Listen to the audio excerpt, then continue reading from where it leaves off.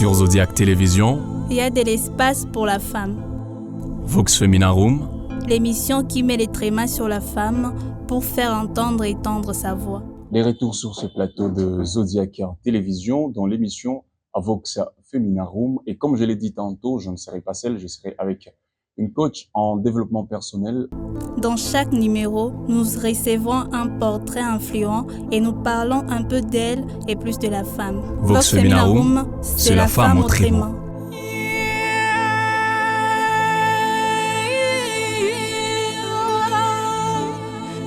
La voix de la femme, c'est la femme autrement.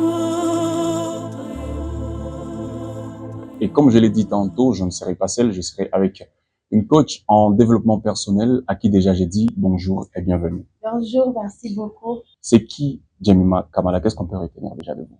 Merci beaucoup pour l'invitation. D'abord, je suis Jemima Kamala, comme vous avez bien dit, en développement personnel, mais je suis surtout facilitatrice en leadership transformationnel où, voilà, pour le moment, je suis coordonnatrice du programme Young Success, genre Nord Kivu, donc provincial. Mais également, je suis conférencière et je travaille beaucoup plus avec les jeunes filles. Voilà ce que je peux un peu dire par là. Ok, d'accord. Alors, une femme coach en développement personnel, déjà, comment vous vous en sortez? Pas mal. Il n'y a pas de blocage et tout? Bon, ça ne peut pas manquer. En fait, ça ne peut pas manquer. Il y a plusieurs défis, mais également, il y a assez de choses, de bonnes choses à retenir là-dessus. Eh bien, en parlant des défis, voilà là nous atterrissons sur notre thématique du jour, le poids de la tradition dans le choix des femmes. Après observation, on a compris que beaucoup de femmes sont freinées, pas parce qu'elles n'ont pas de force, pas parce qu'elles n'ont pas de volonté, mais parce que la tradition a l'air à oblige. Eh ben, vous, personnellement, Jemima Kamala, la tradition pour vous, déjà, comment vous prenez ça? Bon, en tout cas, je fais pas vraiment aller dans les dictionnaires parce que nous savons tous de quoi il s'agit si on allait dans les dictionnaires, l'ensemble des langues, c'est pas de coutumes, de l'habillement et tout ce qui va avec qu'une famille ou une communauté ou un groupe de gens adoptent pour le caractériser, les différencier. Mais là, moi, je veux beaucoup plus parler de ces comportements ou je vais dire ce casquette que nous prenons sur base de notre appartenance dans une communauté. Et là, ça varie, qu'on soit homme ou femme. Alors, à chacun son sort. Est-ce qu'il y a une tradition particulière qui vous a déjà marqué, positivement ou négativement? Oui, en tout cas, ça peut pas manquer, il y en a assez. Mais là, je peux parler, moi personnellement, il y a eu assez de traditions, genre si je peux parler de préjugés, mais dire que voilà, toi tu es une jeune fille et pourquoi tu veux faire ça forcément? Tu ne te rends pas compte qu'après un temps, tu seras obligé d'abandonner pour prendre soin de ta famille et tout. Donc, il y a cette barrière-là, cette barrière de me dire, mais non, tu ne peux pas faire grand que ça, parce que après, il y a eu toute une famille qui t'attend, il faut que tu prennes soin de ta famille. Et je pense, ça, c'est un ami qui me disait ça. Et étant une femme, il faut pas, genre, là, je parle d'abord d'une jeune fille qui a jeté ces temps-là. Il ne faut pas vraiment que tu sois en train de rêver de choses qui te prendront beaucoup de temps, assez de temps. Il me disait, tu ne prendras pas bien soin de ton mari. Toi, personnellement, c'était quoi la réaction face à... Bon, la réaction, on peut en parler. C'était genre, moi, je savais pas quoi répondre. Juste, du coup, là-bas, parce que avec mes ambitions et tout, moi, je me trouvais menacée. Je commençais à trouver mon ami toxique, bien qu'on est toujours amis. Mais quand même, je suis partie vers quelqu'un d'autre pour lui demander, mais comment tu me vois? Est-ce que tu penses que c'est la voie de la perdition? Est-ce que tu penses que je devais doser? Est-ce que tu penses que je devrais arrêter? Bon, ces temps-là, en tout cas, c'était l'unique chose que j'avais à faire. Consulter quelqu'un d'autre qui m'encourageait et lui demander, est-ce que, même si tu m'encourages à faire ça et moi, je suis vraiment ambitionnée, est-ce que tu penses que j'essaierai vraiment à mesure d'y arriver? Est-ce que vous, personnellement, vous n'avez pas vu que cette personne avait un peu raison dans vous? Honnêtement, la personne avait raison. Ça, vraiment, c'est pas quelque chose à nier. Parce que moi, à la base, j'aime vraiment la famille. J'aime vraiment la famille. prendre soin de la famille, de ma famille, alors disons, j'aime vraiment être une maman présente pour mes enfants. Et voilà, comme moi j'ai grandi avec ma mère présente et tout. Donc, moi, j'aimerais pas, genre, je me disais, mais peut-être qu'il a raison. Est-ce que je pourrais pas laisser? Est-ce que... Mais bon, après, je me suis dit, de toutes les façons, je suis pas encore mariée, je peux faire ce que je peux jusque-là. Et voilà, j'ai trouvé la raison de me dire, oui, c'est possible de continuer. Genre, être cette femme émancipée, si je peux dire, informée, avec les ambitions et tout, et rester quand même sur terre. Oui, et tu ne te dis pas peut-être qu'à un certain niveau de la vie, ça arrivera. Oui, un jour tu te maries et ça te bloque un peu, tu vois, quand tu seras déjà à fond dans ça, et puis ça s'arrête soudain, tu vois, ça te bloque un peu, tu vois. Tu penses pas à ça. À ce stade, non, mais au début, oui, ça parvenait à mes, genre, je me questionnais sur cela, je me disais, mais comment je peux concilier travail, vie professionnelle, famille et tout ce qui va avec, genre, toutes les responsabilités et tout. Mais bon, heureusement, nous ne sommes pas seuls. Il y a de modèles, il y a de personnes avant nous, que ce soit des sœurs, des personnes, comme c'est dit aujourd'hui, marraines, et voilà, qui s'en sortent vraiment bien. Et voilà, il y a toujours quelque chose à faire et concilier les deux. Sinon, l'un n'empêche pas l'autre. Ok. Est-ce que avant cette période, ça vous avait déjà arrivé avant, quand vous étiez, genre, parce que vous êtes aujourd'hui, est-ce que ça vous avait déjà arrivé d'abandonner quelque chose parce que la tradition dit que vous ne devez pas le faire? Oui, en tout cas, honnêtement, oui. Et beaucoup de fois. Et voilà, il m'arrivait de vouloir dire non, assez. Et après, il y a quand nos amis, on est en train de discuter, souvent la faculté, quand les gens disent tout ça pour mourir un jour, bah, imaginez-vous. Donc, il arrive que je me dise, non, je vais pas continuer des formations, suivre des gens, faire de suivi personnel, je sais pas. Il arrive que je me dise, non, je peux arrêter. Est-ce que je peux me lancer? Ou bien carrément, je ne fais rien du tout parce que ça devient trop lourd sur moi. Voilà. Et maintenant, là, quand vous vous dites, est-ce que je peux arrêter? Est-ce que je dois continuer? Quand vous avez ces doutes, qu'est-ce qui vous donne encore la force de continuer, malgré ça? C'est, bon, la raison pour laquelle j'ai commencé, parce que après, je ne me force pas à devenir cette personne. Parce qu'au fond, quand je fais seulement, ou quand je fais le premier pas, j'étais en train de découvrir l'univers qui m'attendait, sans pour autant savoir. En fait, je prends sur le côté formation, genre former les jeunes, discuter. Bon, je ne veux pas parler trop former, parce que nous sommes beaucoup plus dans des cadres d'échange. Quand on est en train d'échanger avec les jeunes sur le leadership, le développement personnel, et tout ce qui va avec. Et parfois, je me dis, est-ce que mes épaules sont vraiment prêtes à porter toutes ces personnes qui croient en moi? Et c'est là qu'il arrive que je me dise, est-ce que je suis vraiment prête? Est-ce que je suis prête à continuer? Est-ce que ça vaut vraiment la peine d'y aller? Donc, c'est ce qui me... Quand j'ai besoin parfois, quand il m'arrive que je me dis, je vais abandonner, parfois, je me dis, est-ce que mes épaules sont prêtes? Il y a des temps où une saison de ma vie où je gère beaucoup de choses au même moment, quelqu'un me dit, je vais faire une formation, est-ce que tu peux venir, est-ce que nanani, nanana, je me dis, mon Dieu.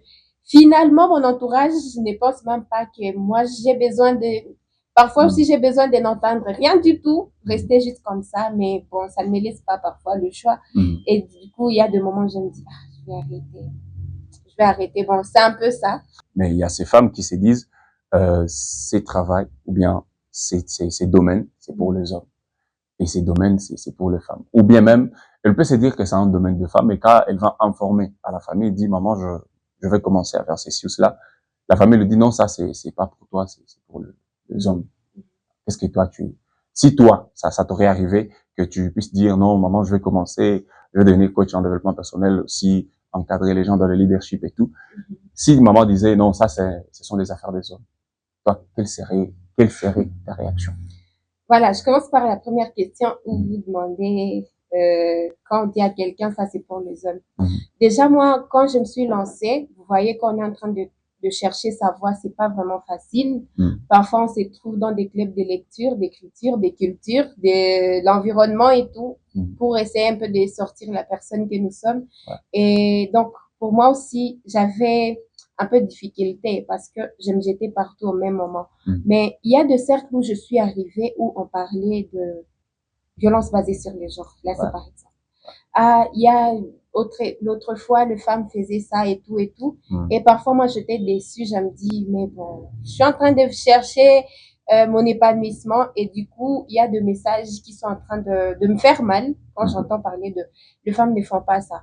Bon, moi, quand j'ai intégré certains cercles, il y a certaines informations que je n'avais pas. Et quand j'ai reçu des informations, si je parle de VBG et tout, c'est là que j'ai commencé à remarquer, ah oui, ils ont raison, il y a certaines femmes qui ne font pas ça, il y a les hommes qui font ça et ça. Et moi, je me suis dit, je prends mon camp. Et c'est là que je me suis attachée au leadership et développement personnel. Je me suis dit, moi, pour tout ce que je vais faire, je ne veux pas voir le côté homme ou femme. Déjà, le leadership, on ne voit pas l'appartenance biologique, on est tous d'accord. Et là, moi, je prends vraiment le concept de la personne comme d'abord une personne humaine. Genre, développement personnel, on ne va pas dire les hommes se développent rapidement que les femmes ou bien les hommes font ceci ou cela. Et donc, je vois beaucoup plus la question d'un développement personnel sans appartenance biologique. Et c'est là que je chute sur la question. S'il y a quelqu'un qui s'est dit, ou on est en train de dire, mais ça, ta passion, vraiment, c'est trop masculin. Mais pourquoi c'est masculin? Moi, je peux demander juste à la personne d'écouter d'abord, écouter ce que les gens disent, parce que parfois, peut-être que les gens ont raison, mais est-ce qu'on peut dire raison? Ou on peut dire, parfois le point de vue de personnes autour de nous compte sur nous, mais c'est à nous de choisir. Donc, s'il y a une jeune fille, parce que là on parle de jeune fille, qui actuellement est entre ses ambitions et la famille, qui dit, mais non, toi, comment tu vas devenir mécanicienne? Tu vois pas que c'est la carrière d'homme, sérieux? Je crois pas. Donc, essayer un peu, après avoir écouté, il va trier. Qu'est-ce qui est dit de moi que je ne peux pas faire ici? Et qu'est-ce que je peux surmonter? Et la personne peut continuer sur cette échelle-là sans pour autant tenir compte de ça. Parce qu'il arrive aussi des moments où on veut se lancer dans une chose. La famille ne dit pas que c'est pour les hommes ou les femmes. On te dit seulement tu vas pas réussir. La meilleure chose, c'est y aller et essayer. Et donc, moi, personnellement, voyant le côté beaucoup plus développement personnel, je vois pas quelque chose qui peut freiner. Alors, tu as dit, il faut essayer et y aller. C'est parmi peut-être des choses qui font ce que les gens se disent peut-être, comme ils ont dit que je ne peux pas y arriver, c'est que je ne peux pas y arriver. Non, je suis pas d'accord. Parce que pour moi, personnellement, ce qui compte, c'est tant mieux un jour essayer. Faire le premier pas. Comme je vous ai dit, comment je suis devenue cette personne et comment je suis en train de devenir la personne. Voilà. Donc, j'ai fait le premier pas. J'ai juste fait le premier pas. Et moi, pour moi, personnellement, le premier pas était, je suis partie vers les autres jeunes, le groupe de discussion. Ça, c'était le premier pas. Parfois, je partais dans des conférences sans pour autant comprendre qu'est-ce qu'ils vont dire. Parfois, je comprenais pas le contenu ou je comprends, je suis pas intéressée, mais je fais quand même le premier pas. Faire entendre ma voix dans des espaces des jeunes. Et pour moi, c'était ça le premier pas. Si je n'avais pas essayé, aujourd'hui, je ne serais pas là.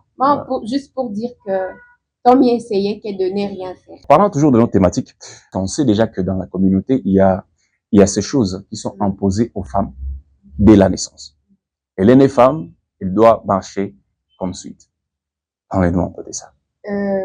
Voilà. Nous savons tout ce qui se passe. Bon, comme par exemple, je peux parler du genre. Là, déjà, on est du côté genre.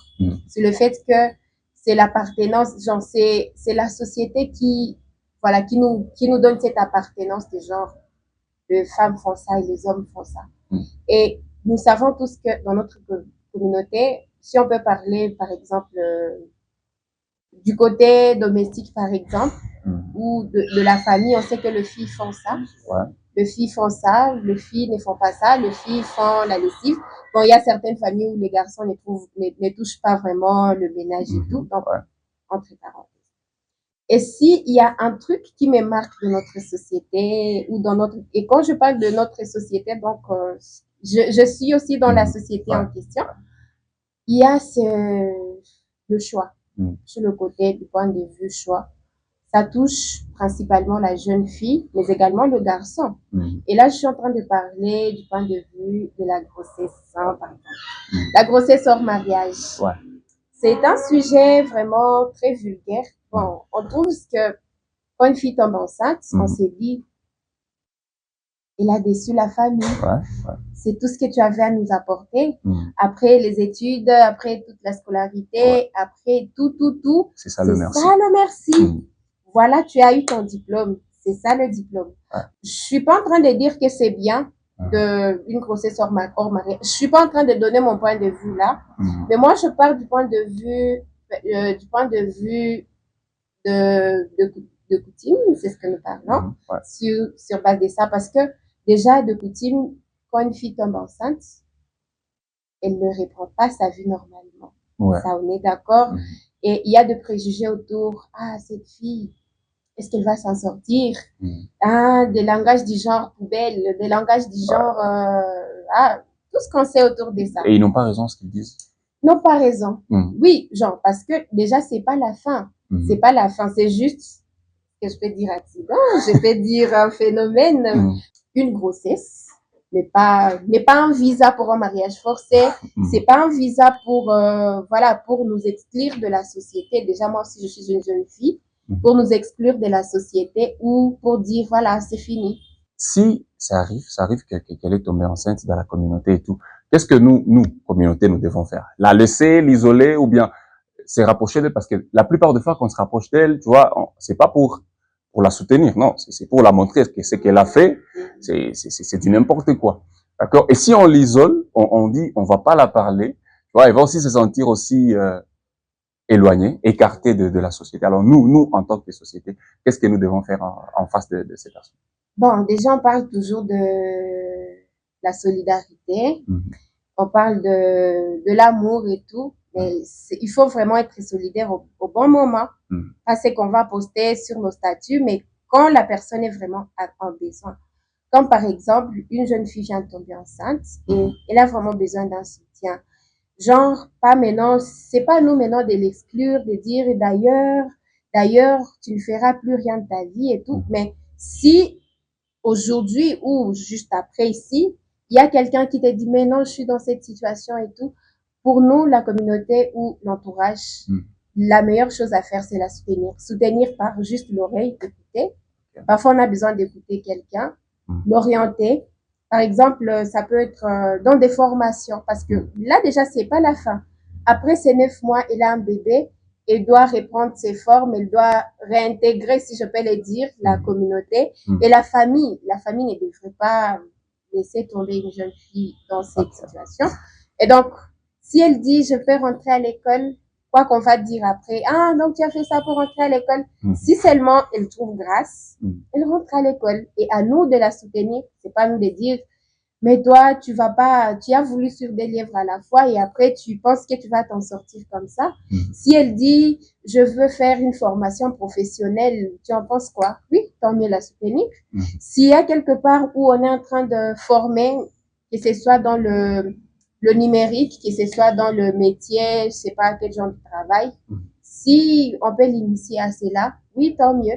Parce que quand on dit qu'éduquer une femme, c'est éduquer une nation, je crois pas qu'ils ont tort de dire ça ou on a tort de dire toujours ça, parce que c'est qu'elle reçoit de la société, elle transmet à cet enfant qui est le Congo de demain ou la société de demain. Alors si on sera en train si on a 20 ans comme ça et que les jeunes filles sont frustrées à la base, donc les enfants seront aussi frustrés. Alors voilà, avant de quitter dans ces sujets, ça vous arrive? Bon, on le souhaite pas, mais supposons, d'accord, que c'est arrivé. Jemima est tombée précocement enceinte. D'accord? Devant elle, elle a 3 choix.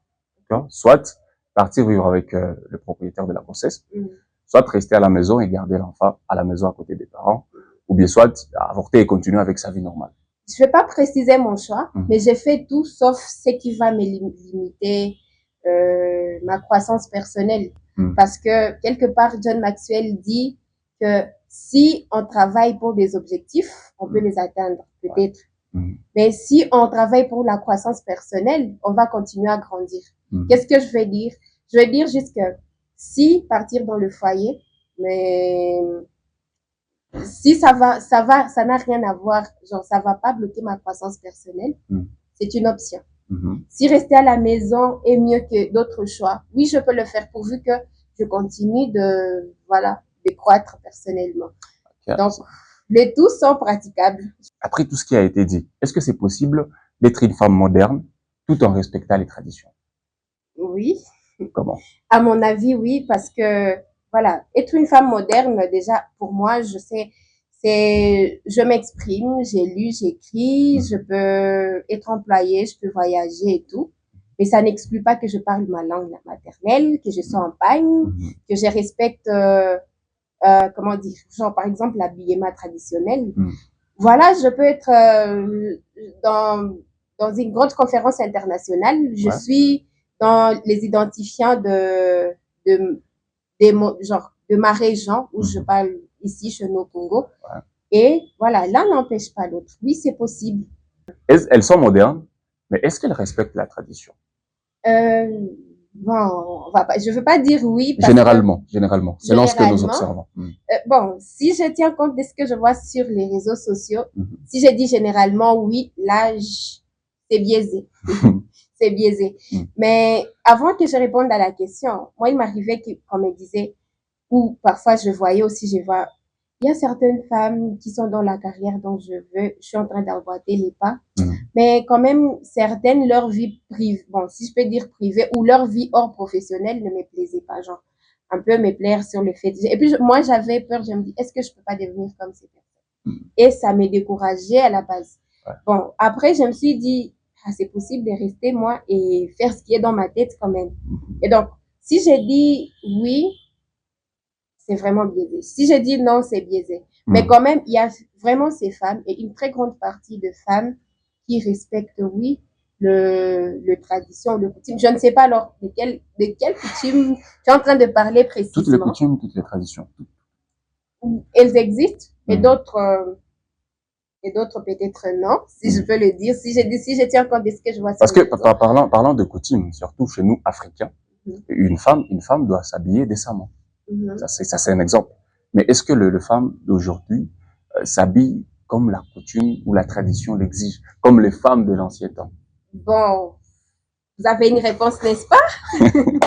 Vous avez une réponse, n'est-ce pas? Ouais, je vais écouter aussi. Moi, je pense pas que l'habillement suffit pour dire que cette personne respecte les traditions et tout. Mais si on peut dire que la tradition exige que les femmes s'habillent décemment et tout, on a une réponse que certaines ne sont pas comme cela, mais c'est pas. Et la plupart. Bon, ça ne nous exclut pas quand même de tradition ou de coutume. Donc, on peut toujours être moderne sur le fait que on peut, tout ce que j'ai cité, et rester la personne qui respecte les valeurs de la famille.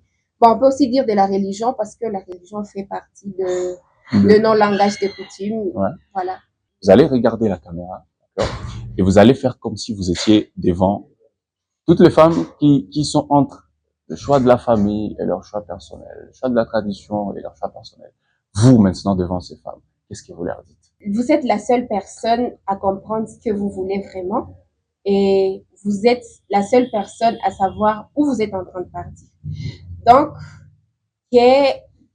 que la communauté ou la famille ne vous impose rien, imposer sur le fait que vous ne vous sentez pas épanoui.